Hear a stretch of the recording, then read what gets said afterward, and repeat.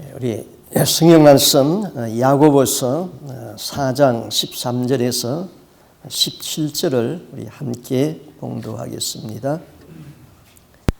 들으라, 너희 중에 말하기를 오늘이나 내일이나 우리가 어떤 도시에 가서 거기서 1년을 머물며 장사하여 이익을 보리라 하는 자들아, 내일 일을 너희가 알지 못하는도다. 너희 생명이 무엇이냐? 너희는 잠깐 보이다가 없어지는 안개니라. 너희가 도리어 말하기를 주의 뜻이면은 우리가 살기도 하고 이것이나 저것을 하리라 하거늘, 이제는 너희가 허탄한 자랑을 하니 그러한 자랑은 다 악한 것이라. 이러므로 사람이 선을 행할 줄 알고도 행치 아니하면은 죄가 되니라. 아멘. 우리나라의 이승계가 고려 왕조를 무너뜨리고 그 이씨 조선을 세우려고 음모를 꾸미고 있었습니다. 그러나 민심은 고려의 충신 그 정몽주에게 쏠려져 있었습니다. 그래서 이 정몽주를 제거하거나 아니면은 자기 편으로 만들지 아니하면은 나라를 세우기가 힘들다는 것을 알았습니다. 그래서 권모술수에 뛰어난 자기 아들 이방원이를 시켜서 정몽주의 마음이 어떠한가를 알아보도록 했습니다. 그래서 정몽주를 불러서 이방원이가 이렇게 시를 읊었어요. 이런들 어떠하리 저런들 어떠하리, 만수산 드렁칠기 얽혀진들 어떠하리, 우리도 이같이 얽혀서 100년을 살고 지고. 그렇게 정몽주의 마음을 떠보았습니다. 그랬더니 정몽주가 이렇게 시로서 대답을 하는 겁니다. 이 몸이 죽고 죽어 100번 고쳐 죽어, 백골이 진토되어 넋이라도 있고 없고, 이멸 향한 일편단심 변할 줄이 있으랴. 마음이 흔들리지 아니했습니다. 그래서 정몽주는 돌아가는 길에 선주교에서 이방원이의 부하들이 숨어 있는 것을 알고 있었습니다. 그래서 말을 거꾸로 타고 뒤로 타고 그 선주교를 지나갈 적에 다리 밑에 숨어 있던 이방원이의 군사들이 와서 그를 죽였습니다. 또 이씨조선의 세조는 조카 단종을 귀양을 보내고 왕위를 찬탈했습니다. 그러나 성산문, 이계, 박팽년 같은 사람은 세조가 왕위가 찬탈한 것은 부당하다고 가나다가 감옥에 갇혔습니다. 이들은 너무나도 뛰어난 인재들이었기 때문에 감옥에 갇힌 성산문과 이계와 박팽년을 김질이라는 사람을 보내가지고 그들의 마음을 돌리려고 그랬습니다. 그때 이방원이 이런들 어떠하리 저런들 어떠하리, 이 시를 외운 걸 가지고 김질이 그 시로 가지고 저들의 마음을 알아보았습니다. 그랬더니 성산문이는 정몽주가 읊은 시, 이 몸이 죽고 죽어 100번 고쳐 죽어, 백골이 진토되어 넋이라도 있고 없고, 임향한 일편단심 변할 줄이 있으랴, 이 말로 응수를 했습니다. 또 박팽년이는 아무리 여종 필부라고 한들 입마다 쫓을 쏘냐, 그렇게 거절을 했습니다. 또 이계는 야강 명월이 밤인들 어디 오랴 하고 거절을 했습니다. 이 세상은 우리 그리스도를 향하여, 그리스도인들을 향하여서 항상 하여간을 부릅니다. 이런들 어떠하리 저런들 어떠하리, 만수장 드렁치기 얽혀진들 어떠하리, 우리도 이같이 얽혀서 100년을 살고 지고, 그렇게 우리를 유혹합니다. 이때 우리 그리스도인들은 주님을 향한 일편단심으로 살아도 주를 위하여 살고 죽어도 주를 위하여 삽니다 하는 변치 아니하는 그런 마음이 우리에게 있어야 하는 것입니다. 인생을 어떻게 살아야지 행복하게 살 수 있을까요? 인생을 어떻게 살아야지 후회 없는 삶을 살 수 있을까요? 인생을 어떻게 살아야지 영원히 가치 있는 삶을 살 수 있을까요? 단 한마디로 설명하기는 어렵습니다. 그러나 틀린 대답이 아닌 바른 대답 한마디가 있습니다. 그것은 하나님의 뜻대로 사는 삶입니다. 우리가 하나님과의 바른 관계를 갖지 못할 때 우리의 안과 밖에서는 여러 가지 갈등의 싸움이 일어나게 되는 것이죠. 우리가 하나님의 뜻을 쫓지 않는다면 그것은 하나님과의 불화를 의미하는 것입니다. 하나님과 화목하지 아니하고 하나님과 싸우는 가운데서 절대로 평안을 얻을 수가 없습니다. 하나님은 우리 각 개인에 대하여서 놀라운 어떤 선하신 계획을 가지고 있습니다. 하나님은 지혜의 하나님이시죠. 우리가 우리의 삶 전부를 하나님에게 맡길 수만 있다면 얼마나 풍성하고 아름다운 삶이 되겠습니까? 하나님은 우리에게 항상 최선의 좋은 것을 주시기를 원하는 하나님이시죠. 그래서 욥기에서는 이렇게 말합니다. 41장 11절에 누가 먼저 내게 주고 나에게 갚게 하였느냐? 온 천하에 있는 것이 다 내 것이라. 온 천하가 다 주님의 것이에요. 금도 내 것이요 은도 내 것이라고 그랬어요. 예수를 온전히 믿고 하나님의 뜻을 행하면 구원이 주어집니다. 천국을 얻습니다. 영생을 받습니다. 하나님의 아들이 됩니다. 하나님은 그를 존귀한 자라고 부릅니다. 너는 나의 기쁨이라고 말하지요. 오늘 야고보서 13절에서 이렇게 말합니다. 들으라. 너희 중에 말하기를 오늘이나 내일이나 아무 도시에 가서 거기서 1년을 유하며 장사하여 이익을 보리라 하는 자들아, 내일 일을 너희가 알지 못하는도다. 자, 이 말씀이 쓰여진 배경은 이렇습니다. 1세기경에 이 야고보서가 기록되어질 무렵 유대인들은 상인으로서 세계의 명성을 떨치기 시작했습니다.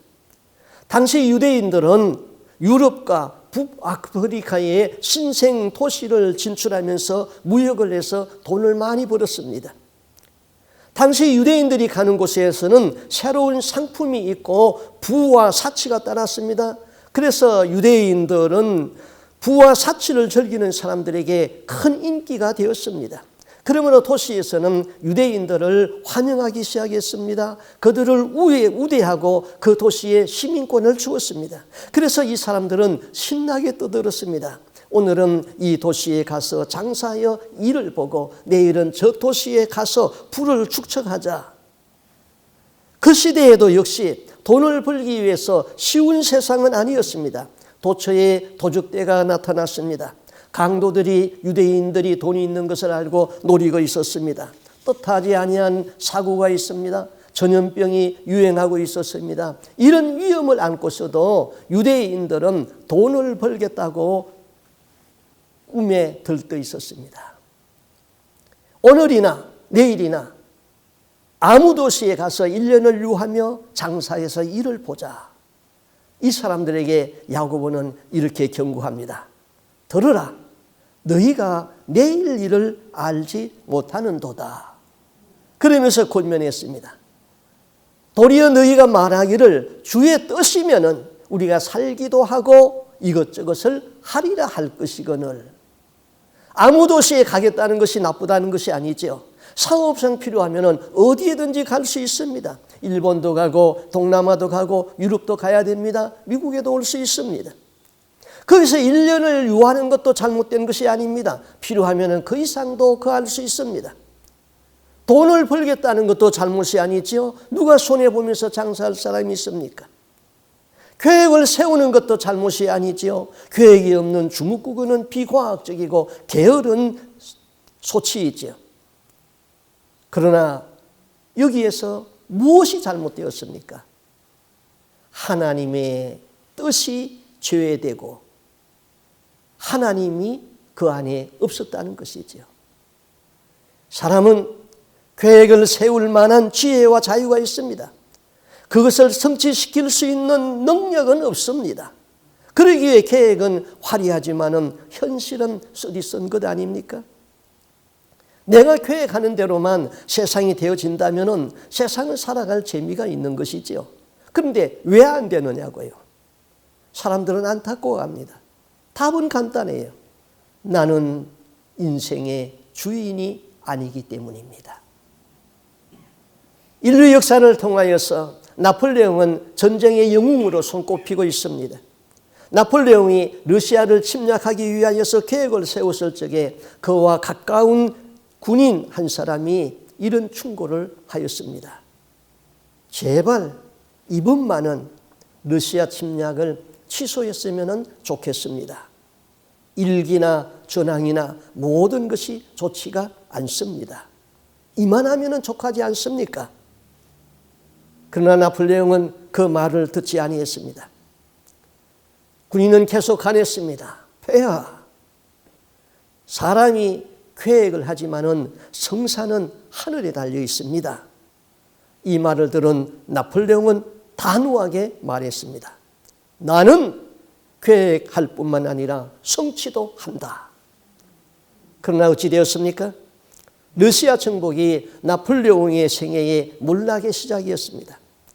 그는 전쟁에서 포로가 되어가지고 마지막 그의 생애는 태평양 가운데 있는 센트헬레나의 고독한 섬에서 인간의 한계성을 받아들여야 했습니다. 인간은 역사의 주인이 아닙니다. 역사의 주인은 하나님이십니다. 옛날 어느 집 머슴으로 늙어가는 노총각이 있었답니다. 어느 날 여름 밤에 이웃집 참외밭에 들어가 가지고 참외 2포대를 몰래 땄습니다. 그리고 그 부대 앞에서 앉아 가지고 부자가 되는 계획을 세웠습니다. 이 참외를 팔아서 계란을 산다. 그리고 그 계란을 부화시켜서 닭을 산다. 닭을 키우고 닭이 또 커지면은 그것을 팔아서 시장에 팔아서 돼지를 사고 돼지는 새끼를 많이 놓으니까 그 돼지를 다 키워가지고 그 다음에 그것을 팔아서 송아지를 사고 또 송아지를 길러가지고는 그것을 판 돈으로 명당에 집을 짓고 예쁜 처녀에게 장가들어서 문전 옥답 1만 평을 사서 머슴 두고 농사하고 그 다음에 머슴들에게 후덕하게 하며 이 사람들아 쉬어가면서 일하세 하고 선심을 쓰면은 사람들이 나를 후덕군자라고 말하겠지. 여기까지 생각하니까 기분이 너무 좋아졌습니다. 그래서 자기도 모르게 큰 소리를 쳤습니다. 이 사람들아 쉬어가면서 일하세. 결과는 뻔하게 되어버렸습니다.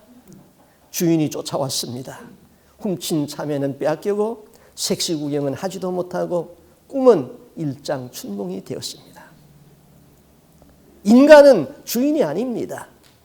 역사와 우주와 인생의 주인은 하나님이십니다. 그러므로 하나님을 제외하고 내 의지대로 무엇을 해보겠다 하는 것은 노총각의 망상에 불과한 것이지요. 잠언 16장 1절 마음의 경영은 사람에게 있어도 말의 응답은 여호와께로 나느니라. 잠언 16장 9절 사람이 마음으로 자기의 길을 계획할지라도 그 걸음을 인도하는 자는 여호와이시니라. 여러분, 미국의 소설가로서 노벨 문학상을 수상했던 해밍웨이는 1952년에 노인과 바다라는 명작을 출판했습니다. 해밍웨이는 이 소설을 쓰고 명성을 얻음과 동시에 문학인들의 꿈인 노벨 문학상과 미국의 유명한 퓰리처상까지 받게 되었습니다. 그 책의 내용은 이렇습니다. 노인 어부는 바다에 고기를 잡으러 나갔습니다. 그런데 그 바다에서 밥을 해먹고 거기서 잠자고 84일 동안을 바다를 헤맸으나 고기가 한 마리도 잡히지 아니했습니다. 근데 드디어 85일째 되는 날 상상할 수 없는 큰 고기가 낚시에 걸렸다는 것을 알고 이 노인은 흥분하고 기뻐하기 시작합니다.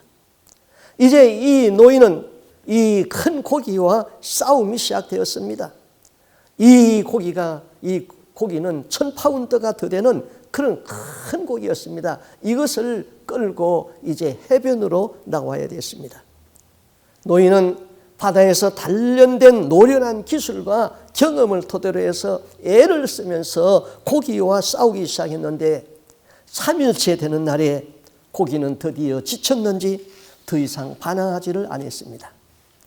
그는 악전곡투를 하면서 물고기를 뱃전에 메고 끌고 의기양양하게 육지로 갑니다.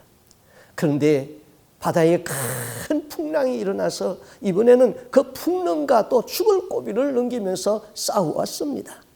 그 시련이 끝나기 전에 물고기의 냄새를 맡은 상어떼들이 달려들어서 물고기를 뜯어먹기 시작하는 것입니다. 노인은 그 상어떼들과 처절하게 싸움을 해야 했습니다. 그런 과정에서 노는 부러졌습니다. 천신만고 끝에 배가 바닷가에 이르렀을 때는 18피터나 더 되는 큰 고기는 상어가 다 뜯어먹고 앙상한 뼈만 남았습니다. 을씨년스럽게 바닷가에 남은 것은 상어떼가 뜯어먹다 남은 앙상한 뼈만 남은 고기, 그리고 철썩거리면서 밀려왔다 밀려가는 바다의 파도, 그리고 노인을 태웠던 배와 부러진 노, 지쳐서 쓰러진 노인의 모습뿐이었습니다. 우리는 이 작품을 통하여서 한평생을 땀 흘리며 수고하며 그 무엇인가를 얻기 위해서 싸워나가는 인간의 모습을 보게 됩니다.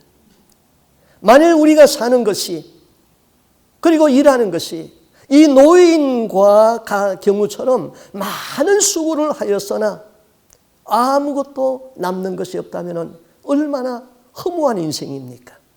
얼마나 비참합니까? 그런데 세상을 힘겹게 살아가는 사람들의 대부분의 사람들은 바다와 노인의 주인공으로 똑같은 삶을 살아가고 있다는 것이죠. 여러분, 지금까지 여러분 살아오면서 여러분 생애에 남아있는 것이 무엇입니까? 수고와 헛된 것뿐 아닙니까? 내 영혼, 내 인생에서 영원한 가치 있는 것은 무엇을 잡았습니까? 인생은 한편의 무대의 연극과 같다고 그랬죠. 역사의 무대에는 시대마다 사람들이 등장하여서 한편의 자기 연극을 하고 역사의 무대에서 내려갑니다. 어떤 때는 주연도 하고 어떨 때는 조연도 하고 어떤 사람은 연극을 잘해서 박수갈채를 받고 어떤 사람은 연극을 실패작으로 만들고 갑니다. 인생은 연극인데 그 연극이 다 끝나고 나면은 그 연극은 참 좋았다. 그 연극은 잘못됐다.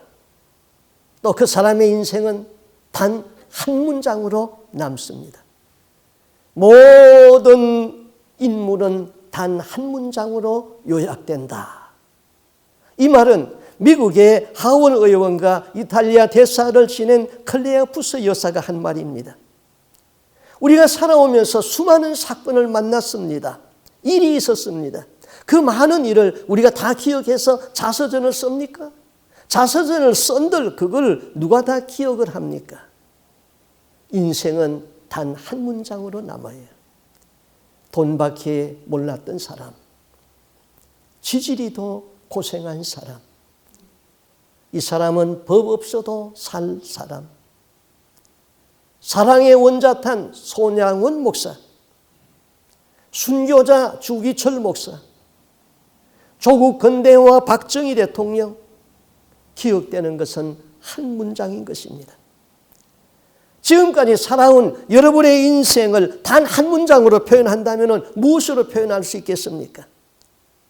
그리고 여러분이 앞으로 죽은 후에 비문에 뭐라고 쓸까요?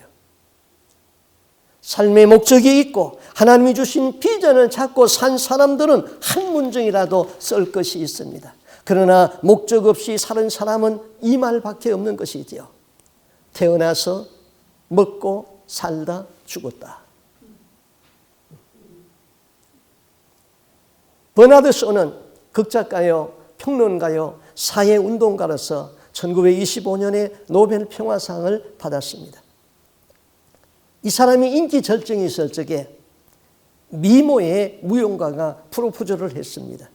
그래서 글을 보냈습니다. 저와 같이 뛰어난 용모의 여자와 당신처럼 뛰어난 자질의 남자가 결혼하여서 이세를 낳으면 훌륭한 아이가 태어날 것입니다.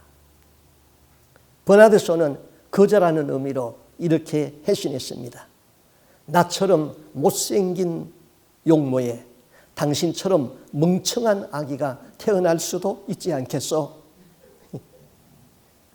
이 사람은 94살까지 살았습니다. 그런데 그의 비문이 아주 우리에게 웃기면서도 아주 충격적인 비문을 남겼습니다. 네, 우물쭈물하다가 이렇게 될 줄 알았다.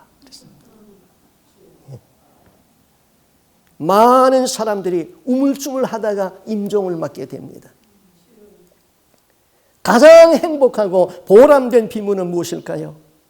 이 세상에 100년을 살면서 부귀영화를 누렸다 할지라도 그 영혼이 지옥으로 들어가서 영원히 그 지옥에 갇혀가지고 쉼이 없는 고통을 받는다면 예수님이 말씀하신 대로 이 사람은 태어나지 아니함만 못하다.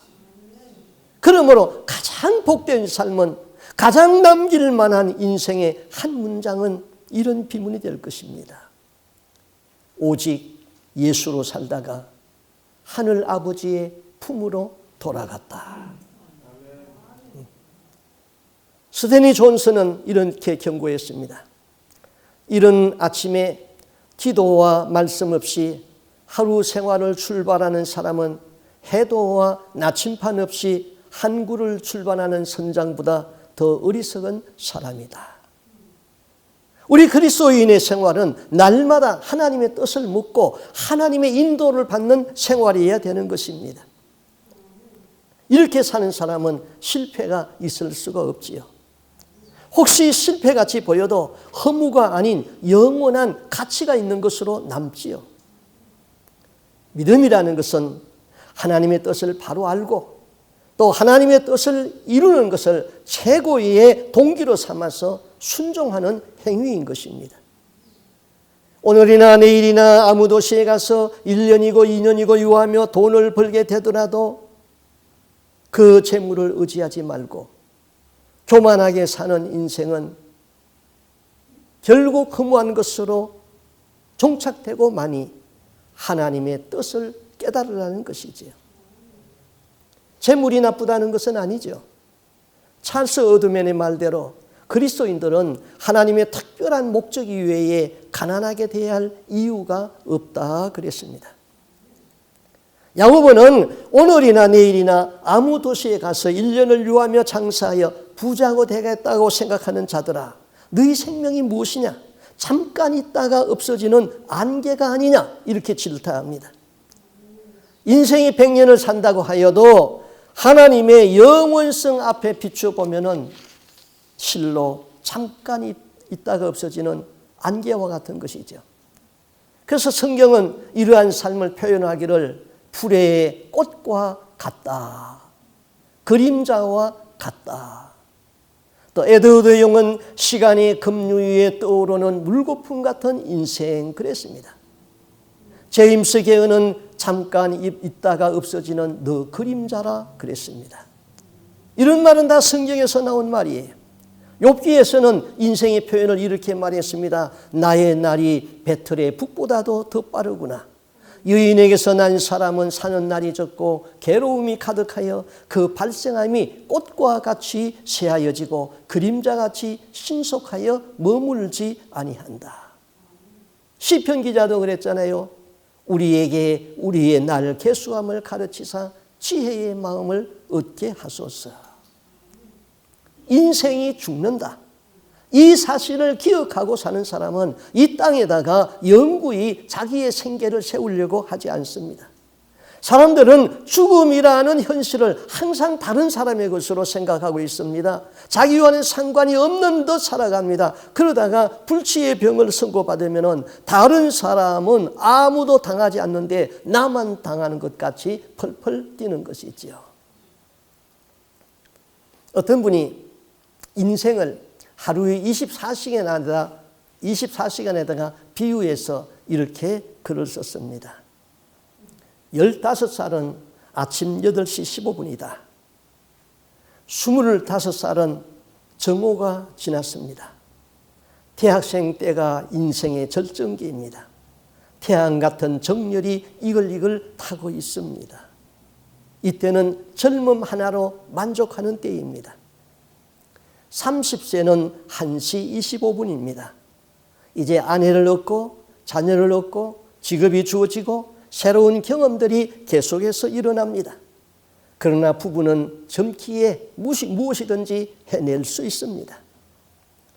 35세가 되면은 사회적으로 이제 기반을 잡을 때입니다.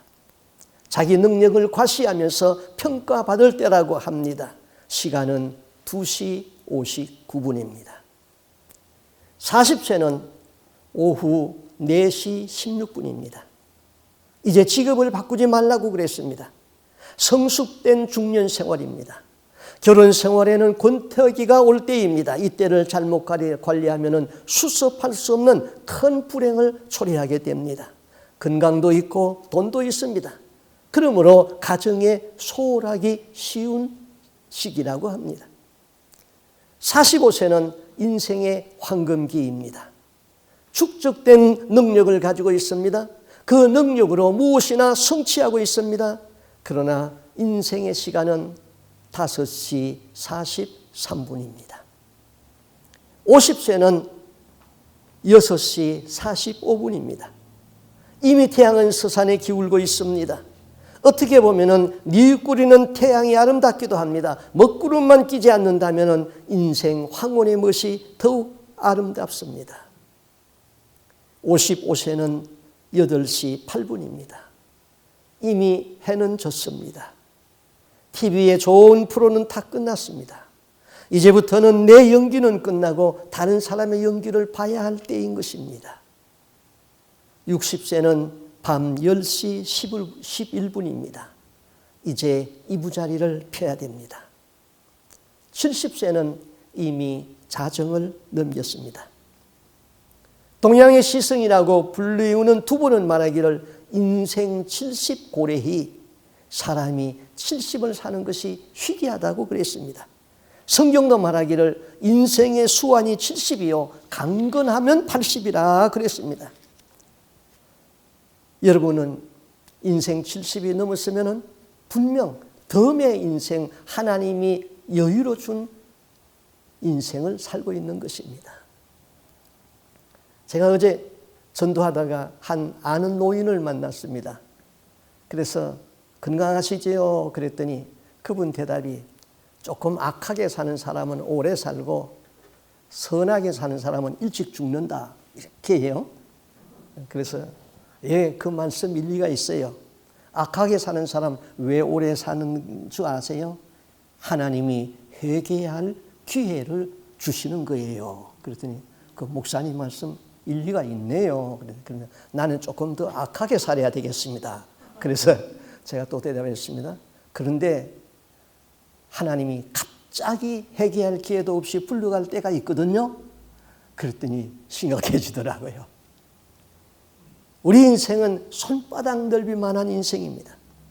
이와 같은 인생에서 사람은 두 가지 모습으로 살아가고 있습니다.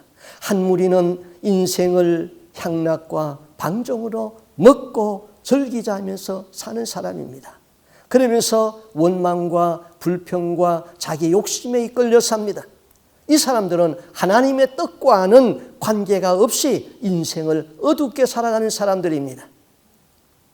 또 다른 거룩한 한 무리는 자기 인생을 하나님과 동행하면서 인생을 알곡으로 무르익게 하면서 삽니다. 감사하면서 삽니다. 이 사람들은 인생을 빛 가운데로 사는 사람인 것입니다. 어느 대학생, 목사님, 예수는 믿겠습니다.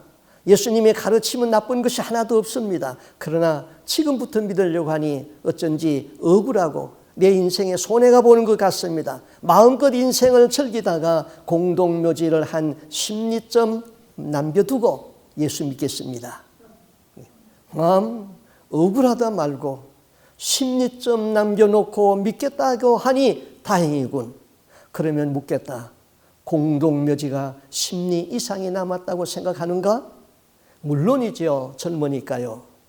그것의 보장은 무엇인가? 젊음, 건강, 나이 아닙니까? 지금 20살입니다. 그러면은 지금 공동묘지에 가서 외쳐보라. 지금 여기 있는 20세 청년이 있는가? 백골이 말을 한다면은 20세는커녕 나는 20개월도 못 살고 왔소 하고 일어나는 시체들이 부지기수일 것이다. 공동묘지의 입장권은 노인과 병약자에게만 배부되는 것이 아니죠. 아침에 웃고 나간 젊은이가 저녁에 시체로 돌아오는 일이 너무나도 흔합니다. 그러므로 젊음과 건강을 하나님의 뜻에 따라 사용한다면 후회가 없는 것입니다. 여기 계란 하나가 있다고 봅시다. 이 계란을 아무 데나 내버려 두면은 굴러다니다가 깨질 것입니다. 그러나 이것을 어미닭이 품으면은 21일 후에는 병아리가 거기에서 나오고 새로운 생명이 비약될 것입니다. 우리의 젊음을, 우리의 시간을 허랑방탕하게 던져놓으면은 창철간에 회복할 수 없이 깨어지고 말 것입니다. 그러나 젊어서부터 내 인생을 하나님에게 맡기고 하나님의 뜻대로 산다면은 예수님 안에서 기쁨이고 영생이고 마지막 날 영원하고 영광스러운 부활에 참여할 것입니다. 사람들은 하나님과 뜻과 관련해서 세 가지의 이런 삶을 살고 있습니다. 첫 번째로는 무지한 삶을 살고 있는 사람들이 있어요. 하나님의 뜻 같은 것은 생각해 본 일도 없고 생각하지도 않으려고 합니다. 순전히 자기의 머리, 자기의 지혜를 믿고 요행을 바라고 삽니다. 잘 되면 자기 탓이고 재수가 좋아서 그렇고 못 되면은 누구 탓으로 돌리고 재수가 없어서 그렇다고 합니다. 이러한 무지한 삶을 살아가는 사람들은 바로 오늘 성경에서 소개한 사람들이지요. 오늘이나 내일이나 우리가 아무 도시에 가서 거기서 1년을 유하면서 장사하여 일을 보리라 하는 자들아. 이 사람들의 결과는 어떻습니까? 이 사람들은 이기적인 욕망에 자기 지배를 받습니다. 결국은 인생은 허무했다 하는 것으로 종착역에 도착하게 됩니다. 그 인생은 허탄한 것을 자랑하다가 막을 내립니다. 이 사람의 인생은 후회뿐인 것입니다. 두 번째는 하나님의 뜻을 알지만은 이 뜻에 불순종하며 사는 사람들입니다. 17절에 그랬지요. 이러므로 사람이 선을 행할 줄 알고도 행치 아니하면은 죄니라. 이런 죄를 우리는 바이블 스터디 시간에 부자기죄라고 배웠습니다. 죄는 자기죄와 부자기죄가 있다고 그랬죠. 자기죄는 내가 행위를 하여서 지은 죄가 자기죄입니다. 그러나 부자기죄는 양심과 도덕에 비추어서 하나님의 말씀에 비추어 봐서 내가 하여야 할 일을 하지 아니함으로 형성된 죄가 부자기죄인 것입니다. 우리 사회에서는 부자기죄에 대하여서는 비난은 받을 수 있지만은 처벌할 수는 없습니다. 그러나 하나님 앞에서는 부자기죄에 대하여서 심판을 면할 수가 없는 것이죠. 불신자들이 주로 짓는 죄는 자기죄인 것입니다. 도둑질했습니다. 사람을 죽였습니다. 뭐 이런 죄는 다 자기죄에 해당됩니다. 그러나 신자들이 하나님 앞에 가서 심판받아야 할 죄는 부자기죄에 대하여서 심판을 받는다는 것을 기억해야 되는 것입니다. 예를 들어 볼까요? 마태복음 25장 45절에서 46절. 이에 임금이 대답하여 가라사대 내가 진실로 너희에게 이르노니 이 지극히 작은 자 하나에게 하지 아니한 것이 곧 나에게 하지 아니한 것이니라 하시니 저희는 영벌에 의인들은 영생에 들어가리라 하시니라. 야고보서 4장 17절에도 그러므로 사람이 선을 알고도 행하지 아니하면은 죄니라. 데살로니가전서 5장 16절 항상 기뻐하라 쉬지 말고 기도하라 범사에 감사하라 이것이 너희를 향한 하나님의 뜻이니라. 베드로전서 1장 6절 16절 기록하였으되 내가 거룩하니 너희도 거룩하라. 지극히 작은 자 하나에게 주님에게 하듯 행치 아니한 죄, 선을 알고도 행하지 아니한 죄, 기도하지 아니한 죄, 범사에 감사하지 아니한 죄, 거룩하지 못한 죄, 이와 같은 것은 부작위죄에 해당하는 것이죠. 간음이나 도둑질한 것만이 죄가 아니라 하나는 것을 하지 아니한 것도 죄인 것입니다. 선은 하나님에게 속한 것이죠. 많은 크리스천들이 하나님의 선한 뜻을 알고도 행하지 않습니다. 마지막 우리에 대한 심판은 행치 아니한 것을 심판하는 것입니다. 자, 복음서에서 나오는 달란트의 비유를 보세요. 한 사람은 한 달란트를 받았습니다. 땅에 묻어두었다가 주인이 왔을 적에 한 달란트를 가지고 왔습니다. 2달란트 받은 사람은 배를 남겨서 넷을 가지고 왔고 5을 받은 사람은 배를 남겨서 10을 가지고 왔습니다. 남긴 이 사람들에게는 잘했다, 충성된 종이라고 칭찬하고 주인의 즐거움에 참여하라고 그랬습니다. 그런데 한 달란트를 땅에 묻었다가 가져온 사람은 주님이 뭐라고 그랬습니까? 이 악한 종을 바깥 어두운 곳에 내어 쫓아라. 거기서 슬피 울며 이를 갈미 있으리라 그랬습니다.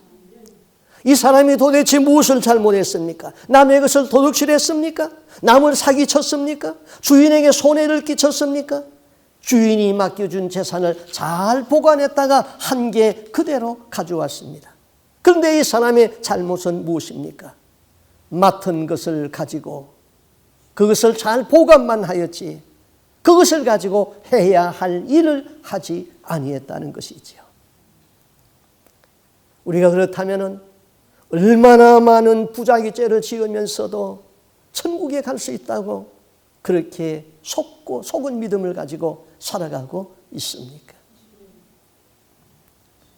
유대인들은 자녀들의 교육을 위하여서 자녀들에게 들려주는 이런 이야기가 있습니다. 여우와 물고기의 이야기인 것입니다.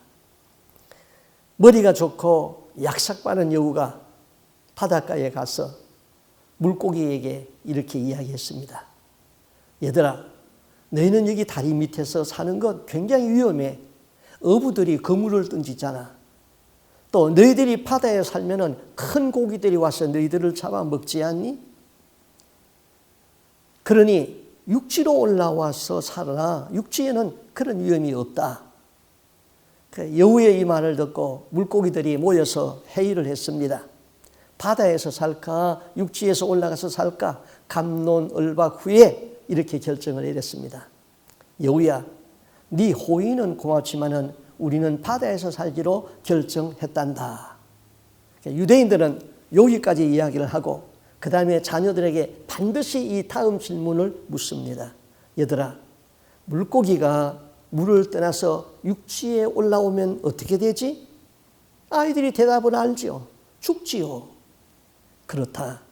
우리는 하나님의 백성이다. 하나님의 백성은 하나님의 뜻대로 살아야 한다. 하나님의 뜻을 떠나서는 행복할 수 없다. 인간의 가장 행복한 자유는 하나님의 뜻 안에서인 것입니다. 물을 떠난 고기가 사는 법이 없듯이 하나님을 떠나서는 되는 것이 없고 예수 떠난 영혼이 사는 법이 없는 것입니다.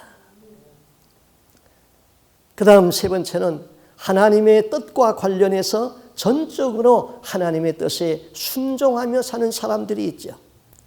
바울은 그의 서신서에서 이런 말을 많이 합니다. 주께서 허락하시면은 또 하나님의 뜻을 쫓아 바울은 매사에 하나님의 뜻을 물었고 하나님이 허락하실 때를 기다렸습니다. 하나님의 뜻대로 사는 바울은 후회함이 없었지요. 하나님의 뜻을 따라 사는 그의 인생의 마지막 고백을 들어보실까요? 디모데후서 4장 7절 이하 내가 선한 싸움을 싸우고 나의 달려갈 길을 마치고 믿음을 지켰으니 이제 후로는 나를 위하여 의의 면류관이 예비되었으니 주 곧 의로우신 재판장이 그날에 내게 주실 것이니라. 바울은 하나님의 뜻을 행하며 살았고 또 그렇게 살기를 노력했습니다. 바울은 또 이런 말을 하잖아요. 고린도전서 9장 27절에 내가 몸을 쳐서 복종하게 함은 내가 남에게 전파한 후에 자기가 도리어 버림을 받을까 두려워함이라. 이 버림받는다는 것은 자격 없고 쓸모없는 자가 된다는 것이지요. 시궁창 인생이라는 것입니다. 바울은 하나님의 뜻을 행치 아니하다가 하나님의 뜻에 하나님의 손에서 버림받는다는 것을 두려워했어요. 내가 다른 사람에게 전도해서 그 사람들을 천국 가게 만들어 놓고 자기는 구원에서 누락된다면 이것처럼 억울한 것이 어디 있습니까? 저는 이 말씀이 항상 저를 경각시켜요. 내가 열심히 전도하고 열심히 기도하고 많은 중복 기도도 하고 그러는데 내가 하나님의 뜻을 잘못 깨달아서 행치 못하다가 내가 버림받으면 어떻게 할까? 실로 경각심이 오는 것이죠. 인간이 가질 수 있는 최대의 값진 지식은 나를 향한 하나님의 뜻을 아는 것입니다. 인간이 이룰 수 있는 최대의 업적은 하나님의 뜻을 행하는 것입니다. 하나님의 뜻 안에는 실패가 없습니다. 하나님의 뜻을 행하다 보면 인간이 보기에는 실패같이 보이는 일이 많습니다. 그러나 하나님께는 영광이고 우리에게는 하나님의 나라에서 면류관이 되는 것입니다. 그러면 우리의 삶에서 어떻게 하나님의 뜻을 바로 알 수 있을까요? 물론 성경에 하나님의 뜻은 다 기록되어 있죠. 내가 서쪽으로 이산을 가야 됩니까? 동쪽으로 이산을 가야 됩니까? 이런 대답은 성경에 없어요. 내가 미스터 리하고 결혼을 할까요? 미스터 김하고 결혼을 할까요? 어느 쪽이 하나님의 뜻입니까? 그런 것도 성경에는 대답이 없어요. 내가 세탁업을 할까요? 요식업을 할까요? 그런 것도 성경에는 없습니다. 사람들은 성경에 없는 문제를 가지고 점쟁이에게 가서 물으려고 그럽니다.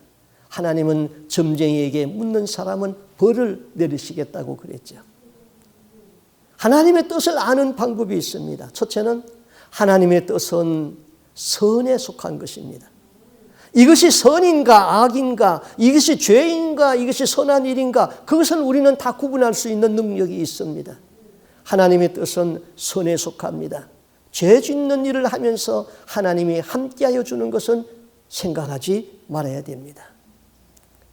두 번째는 하나님의 뜻에는 항상 성령의 감동이 있습니다. 기도할 적에 하나님의 뜻이 있는 곳에서는 성령의 감동이 있습니다. 그러나 하나님의 뜻이 없는 곳에서는 내 생각으로 얼마 동안은 기도를 합니다. 그런데 얼마 지나면 그 기도가 없어져 버리고 맙니다. 기도를 해야 하나님의 뜻이 바로 알 수 있죠. 세 번째, 하나님의 뜻은 기도를 통해서 구체화되는 것입니다. 기도하는 사람은 처음에는 하나님의 뜻이 두리뭉실하지만은 그러나 자꾸 기도를 하다 보면은 거기에 대한 구체적인 세밀한 것까지 하나님으로부터 응답을 받고 하나님의 뜻을 알 수가 있습니다. 네 번째, 하나님의 뜻은 도덕과 윤리에 위배되지 않습니다. 어느 교회에 과부 집사님이 있었습니다. 그런데 목사님을 짝사랑을 했습니다. 이분이 기도원에 가서 뜻을 정하고 금식 기도를 했습니다. 그때 하나님의 음성이 들렸습니다. 네가 사모가 되라. 기도 응답을 받고 내려와서 사모님을 찾아갔습니다. 그리고 사모님에게 이렇게 말했습니다. 이 자리는 내 자리예요. 내가 사모니 당신은 사모 자리를 비켜나세요. 하나님이 응답했어요. 하나님의 뜻은 도덕과 윤리에 어긋나지 않는 것입니다. 때로는 하나님의 뜻은 내가 감당하기 어려운 것도 있습니다. 그러면은 죽으면은 죽으리라 하고 십자가를 지고 순종하면은 이루어지는 것이죠. 어느 날 경건한 처녀 마리아에게 천사가 찾아와서 하나님의 뜻을 알려주었습니다.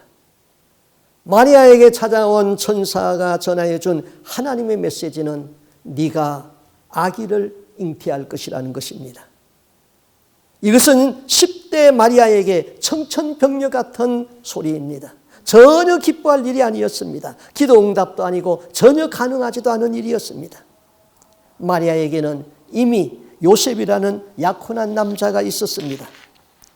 도덕 기준이 엄격한 당시 사회 계율로 처녀가 잉태하면 돌에 맞아 죽을 수도 있습니다. 그런데 천사는 계속해서 말하기를 네가 하나님에게 은혜를 얻었다 그랬습니다. 2000년이 지난 지금에는 우리로서 은혜가 이해됩니다. 그러나 그 당시는 전혀 은혜가 아니었습니다. 하나님의 뜻은 정말로 내가 받아들이기에 편하지 않은 것들도 있습니다. 나를 향한 하나님의 뜻을 알고 행하기 위하여서 거룩한 고민을 해보십시오. 하나님의 뜻을 알았다면 내게 손해가 있더라도 행하십시오. 하나님의 뜻대로 사십시오. 그래서 주님과 깊은 교제를 누리시고 하나님의 뜻대로 기도하는 것마다 응답받는 기쁨이 있고 인생에 후회가 없는 삶을 사시기를 주님의 이름으로 부탁을 드립니다. 아멘. 기도하겠습니다. 우리 하나님 아버지, 주님은 우리에게 말씀하시기를 내가 거룩하니 너희도 거룩하라 했습니다. 내가 온전하니 너희도 온전하라고 했습니다. 하나님 아버지의 뜻은 거룩하고 온전으로 가는 것입니다. 주여, 우리로 하여금 아버지의 뜻을 추구하게 하여 주옵시고 아버지의 뜻이 이루어지게 하여 주시옵소서. 하나님 아버지, 우리 각자를 향한 하나님의 거룩한 뜻이 있음에도 불구하고 내가 어머니 뱃속에서 태어날 때 하나님은 나를 향한 거룩한 이상의 꿈을 설계도와 함께 보내주었는데 그것을 펼쳐보지도 아니하고 그것에 대하여 생각지도 아니하고 내 인생을 내 마음대로 살다가 인생의 마지막은 결국은 허무한 것으로 끝내고 마는 사람들이 너무나도 많습니다. 주여, 우리의 삶도 돌아보면 아버지의 뜻을 외면했고 내 뜻, 내 욕심을 쫓아서 살아왔습니다. 남는 것은 허무한 것이요 이것이 아니었는데 할 수밖에 없습니다. 이러한 어리석은 삶을 사는 저희들을 오늘 깨닫게 해주시고 각성하게 하여 주옵시고 결단하게 하여 주시옵소서. 자기를 쳐서 복종하고 하나님이 눈여겨보는 거룩한 삶을 살게 하여 주시옵소서. 그래서 죽음 앞에서는 후회함이 없는 삶을 살고 우리 주님 앞에 잘했다 칭찬받는 저희들의 삶이 될 수 있기를 간절히 소원하옵고 예수님 이름으로 기도하옵나이다. 아멘.